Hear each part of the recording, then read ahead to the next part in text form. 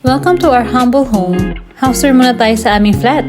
First, ang aming bathroom. May kasama ng hot and cold lahat ng faucets dyan, including the bathtub, shower, and sink. Tapos, eto nga pala yung mini tindahan ko. Tada!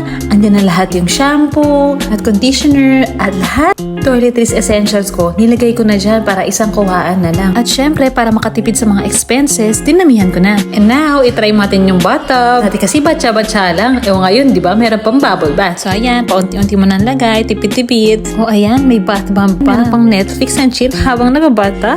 Back to house tour, dito naman tayo sa laundry area. Naka-organize na nga ito from washing machine, meron ng laundry basket, andyan na rin yung mga chemicals na ginagamit namin panlinis. And next, this is our master's bedroom. Diba? At least meron kaming mini altar sa gilid, and this is my cosmetic area. Naka-in-place lahat ng makeup ko dyan, including my contact lenses. So, sa kabilang mini cabinet naman tayo, andyan lahat nakastore ang mga medicine namin, first aid kit, Vicks, ointment, and alcohols. So, this is the whole view of the bedroom. We ensure na dapat every week nakapaglinis kami para makapag-relax ng maayos. Next, this is our guest room. Supposed to be talaga itong bedroom ni Eros. At dahil malaki naman ang master's bedroom, we decided na magkakasama na lang kami doon. And this room, para na lang sa mga bibisita sa amin dito. And lastly, this is our dining and living room. Very aesthetic, diba?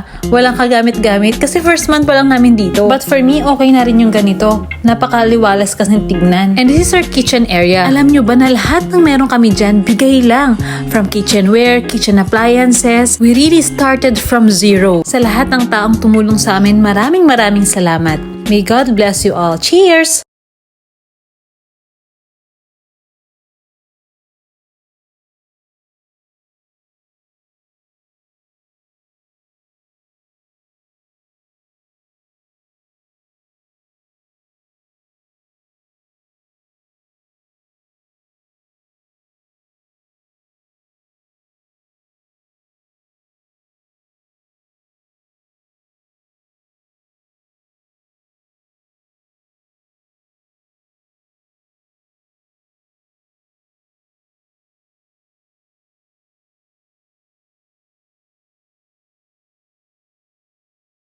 Second is our laundry area. Nasa ibaba yung washing machine. Second is our used clothes na nakalagay sa basket.